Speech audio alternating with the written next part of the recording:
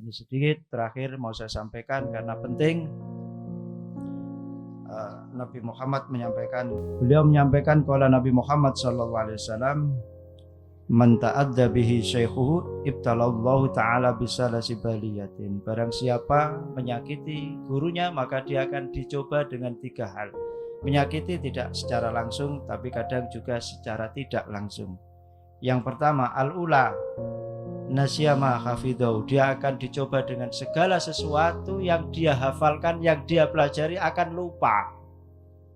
Dia akan lupa segala-galanya, lupa terhadap bahwasanya dia pernah mempelajari ini, itu dan lain sebagainya. Makanya kalau ada anak santri sering menghafalkan, semakin tambah hafal semakin lupa, mungkin saja muhasabah kepada dirinya.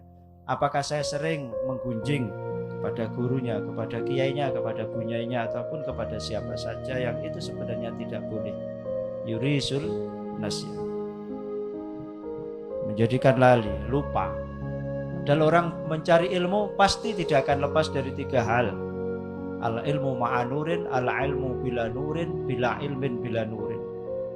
Itu menjadi pilihan wajib bagi kita. Ketika kita belajar, ada 3 pilihan. Apa? Kita mendapatkan ilmu beserta nur daripada ilmu itu. Ilmu itu tidak hanya sekedar manfaat tapi barokah. Tidak hanya sekedar menjadikan kita pintar, mengerti dan benar, tapi juga menjadikan orang lain sama seperti kita, mengerti, pintar dan benar.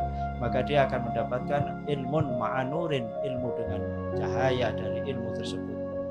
Ada juga orang yang ketika belajar susah, capek dan berlama-lama, dia hanya mendapatkan al-ilmu bila nurin, ilmu tanpa nur.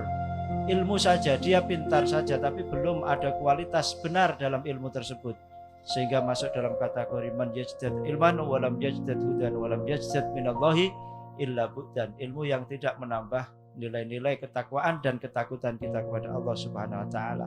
Dan yang terakhir, naudzubillah, jangan sampai kita hanya sekedar mendapatkan susah payahnya mencari ilmu, banyaknya biaya yang kita keluarkan dalam mencari ilmu, tapi kita tidak mendapatkan ilmu, juga tidak mendapatkan cahaya daripada ilmu itu. Bahkan untuk sekedar mengucapkan innamal a'malu binniyat, dia tidak pernah hafal. Padahal dia sudah 20 tahun mondok, 20 tahun belajar. Kenapa? Karena ada hal lain yang ternyata menjadi rahasia sehingga menjadikan dia lupa terhadap apa yang dia hafalkan dan dia pelajari.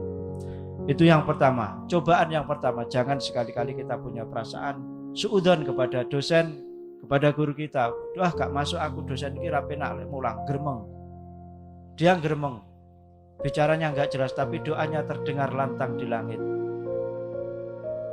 Ada saja seperti itu.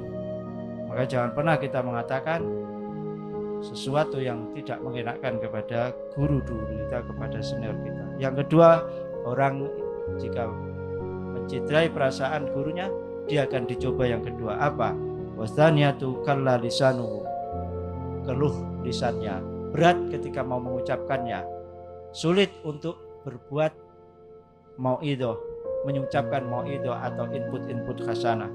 Dan yang terakhir, wasaliyasatu iftaqara fi akhiri umri, dan yang terakhir dia akan coba menjadi orang yang fakir ilmunya, fakir akalnya, fakir